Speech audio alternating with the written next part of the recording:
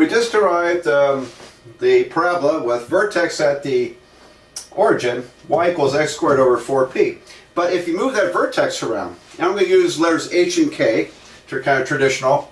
If the vertex is at h comma k, whatever that is, then you would be shifting or translating this parabola to a different place. You would be shifting it left or right and up and down. So the equation would then be y minus k, there's k, is the y value of the vertex. Y minus k is equal to parentheses x minus h squared over 4p. Sometimes my h's, because students complain my h's and k's look alike, so I'm trying my best to make them look different, but h, k. Alright. So, with that in mind, let's graph y equals to, y plus 2 equals to negative, parentheses, x minus 1, let's go x minus 1, x minus 1 squared, all divided by, what are we going to divide by? Let's divide by 8, divided by 8. Alright, so I did another thing different there. I put a negative in front of the x squared terms, and so the shape will be upside down. It's going to be reflected, and the vertex is going to be 1 and negative 2. There's the vertex, 1, negative 2, like that. So let's fill in all the details, and we'll graph this this conic section. If you're using graph paper, the first decision is where are you going to put it on the graph paper? And I'm going to, as we move along here, see if I can talk about that graph paper business. I have on my website, I'll make it available in these videos, where you can find my graph paper. And I have graph paper that has large squares. Okay, most of the stuff you get like at Walmart or something, you find graph paper somewhere, has little tiny boxes. And it would be okay to use that, but you don't want to make a little tiny graph. You want to make a large graph. Use up the whole page if you can. Particularly when we get the ellipses and hyperbolas, more so. So there's kind of an art to doing that. And I think you sort of look for where is the center of the graph. And well, parabolas don't have a center, but they do have a vertex. So I would put the vertex, which is 1, negative 2, kind of in the middle of the page. We'll say there. Now that works better for ellipses and hyperbolas because they really do have centers.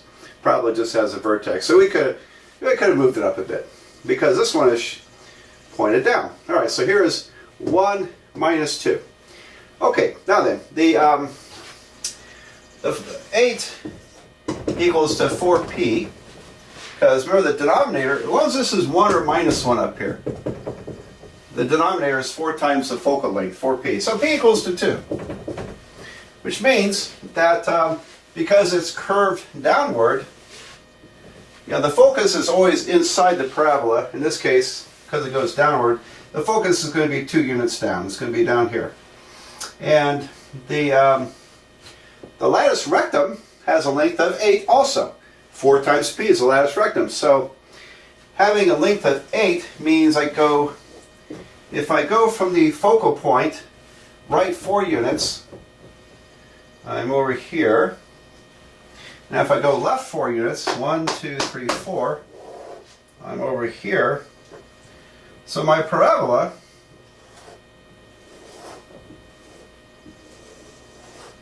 looks like this. Now we could plot some more points if you wanted to, but really not done yet because I need to put a scale on this. If you give a graph without a scale, you haven't told your whoever looks at your graph, you haven't told them what you're drawing. And so my scale of this problem is just ordinary 1, 2, 3 stuff. Okay, so here's the vertex, which is at 1, negative 2. Here's the focus point, which is at 1, comma, negative 4. And the latus rectum would extend this way. This is 8 units. I don't think you necessarily have to draw the Latus Rectum line or segment, but that's the idea there. And finally, we also have the Directrix Line, and since this is, the focus length is 2, the Directrix will be 2 above the vertex in this case. So actually the Directrix is the x-axis in this case. So Directrix is the line y equals to 0. Literally is the x-axis. Here's the focus point. I'll do that in red. Okay, so to me that's a pretty good graph. It's representative of what we want to show in the, I think, in the conic sections. All right, so let's do 1 or 2 more of these.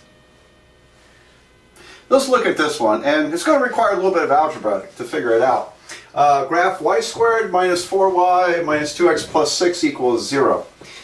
And now we can kind of spot it that it's a parabola because there's an x in the first power, there's no x squared, and there's a y squared. So it's going to be like an x equal y squared type form, which means it's going to run sideways instead of vertically. Well, let's see, what do you do with this? Well, I'm going to separate the y's from the x's, and I'm just going to go ahead and put y squared minus 4y. I'm going to leave a space. And then on the right side, I'm going to move these to the right side. So I'll add 2x and subtract 6. 2x minus 6. There we go. Now, I want to turn this into a perfect square polynomial. So you're going to see that quite a bit in these conic sections. It's the technique of completing the square, which you've probably seen before. And so when you complete the square on a second degree polynomial, if this is 1y squared, then I'm going to take half of negative 4, which is minus 2, and I'll square it. And I'll add that to both sides. There we go. Now it's going to look a little different when we do the ellipses and the hyperbolas, but this works great for parabolas. All right, so this is really a y squared minus 4y plus 4 polynomial. Over here I've got 2x minus 6 and then plus 4. Let's go and turn it into 2x minus 2. Which is convenient because we can factor 2 out. So when this factors, it's going to be y minus 2 times y minus 2. And over here I'll factor 2 out, 2 parentheses x minus 1. So let's put that together. It's y minus 2 quantity squared. Y minus 2 squared equals 2x minus 1. And now to sort of complete this, the format that I like to have for graphing parabolas, I'm going to divide by this coefficient 2. And so we end up with, I'll tell you, let me go ahead and write it up at the top of the board. And we'll go from there. So, okay, we'll have, I'm going to put the x's, the 2's cancel. I'm going to put the x on the left side. So I have x minus 1 equals to parentheses y minus 2 squared over 2. There we go. So that is in the format for a parabola of the type we've been graphing, where we're using the denominator here will be 4p. All right. So let's go from here. Now the denominator 2, like I said, this is 4p. That's 4 times the focal length. So that means p will equal to, divide by 4, 2/4, which is 1/2. All right, so now what happens is that when you bring the focus in close to the vertex, it's going to make it narrower. And so that's what we'll end up seeing here. Let's see, what else here? The vertex is going to be 1, 2. Remember, it's the x minus 1 equals 0. The root is 1. The root here is 2. So the vertex is, and I keep telling myself I'm not going to write in cursive in these videos. So, oh, you're lucky, because in class I write in cursive and I write fast. It's usually a little sloppy. Vertex is 1, 2. There we go. Now then, another decision to make is how are we going to set up the graph? Because Now, if you're my student, I'm going to expect you to give me big graphs. I want big graphs, nice, big, beautiful ones with all the details. And that really makes a difference with ellipses and the hyperbolas, and to a lesser extent, the parabolas. So, now if this was the center of the page, you would think of that as the origin. But really, I want to move the center of the page up to here, to 1, 2. So, if I have a sheet of graph paper, I'm just going to put this at the center of the page, and then my x and y coordinates are going to be, x and y axes rather, are going to be a little bit off center. So I'll probably show you some of that on graph paper here in another video when it comes to ellipses and hyperbolas. Got all that? Okay, all right, let's see what we got. So I'm going to erase this part here, and there we go. All right, so 2 on the y and 1 on the x. And by the way, I didn't mention what direction is this going. Well, the x equal y squared form, where there's no negative here, means it's going to be pointed sideways to in the positive direction. Now, if we had a negative here, it would be reversed, pointed to the left. Okay, so let's see. 1, 2 is right there, and the focus point. See, this is a little tougher to draw, but the focus point will be 1/2 unit to the right of the vertex. So I'm going to go to 1.5 right there. There's the focus, and the directrix will be on the other side of it. So let me get all these down here. I'll talk about that again. So focus and directrix. And now the length of the latus rectum is 2. So 2 units means 1 in each direction. I'm sorry, here and here. So I'm going to plot a point at here at 1.5 or 3/2, comma 1, and at let's see, 1.5 or 3/2, comma 3. There we go. So let's see. Here's my sketch. Now we could, plot a few more points and give it a little more detail, but there's the idea. I'll draw this, and the latus rectum has a length of 2. That's the length of the latus rectum, length of 2. So that allows us to. And I'm a little off center of my point here, but it's supposed to be right there.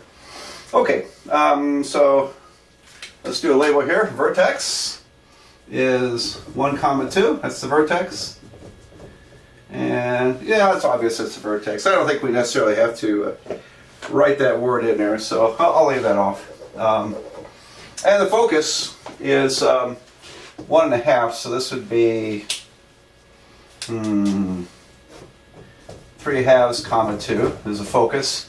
And the directrix is the line, vertical line, means that all the x's are constant. All the x's are positive 2. So the directrix line is x equals 2. So there we go. We have, it's supposed to be here. I only have 3 points, but I scaled it according to the latus rectum. And boy, did I mess that up, didn't I? What was I thinking? The directrix is on this side, isn't it? You're probably sitting there screaming at the YouTube screen. So, all right, I gotta fix all this. Sorry about that. Hope you were doing this in pencil. And I found green ink doesn't erase quite as easily as the other inks. So, but I just don't want to reshoot this video. Okay, so let me fix this. This happens in class, and under best circumstances, my students catch my mistakes. And sometimes everybody's asleep and no one catches the mistakes, and hopefully I catch it. All right, so I need to move this notation also. All right, I'll write that in a minute. The latus rectum is on the other side of the parabola. It's kind of beneath, or in this case to the left. So it's going to be 1/2 here, 1/2 here. So here is the latus rectum. I'm sorry, directrix. Okay, it's been one of those days. There we go. Now the directrix line is x equal to 1/2 because every point on that vertical line has the same x value, 1/2. All right, so let's see. This is 2 comma. Let's see. It's 1 comma 2, isn't it? The vertex. There we go. So now I think I've got a good graph. Okay. The directrix definitely has to be, beneath or on the other side of the vertex from the focus point. There we go. So it would be narrower. I think if we had a couple parabolas on graph paper side by side, and this one would look narrower in comparison to the others if you use the same scaling. So it's a little hard to tell one graph if that's narrow or not, but it would be. Because when you pull the focus point in and pull it even closer, it becomes very narrow. But if you pull it way out, it flattens it out. So that's the effect there. All right, I'd like to talk a little bit more about parabolas before we go on to the ellipses.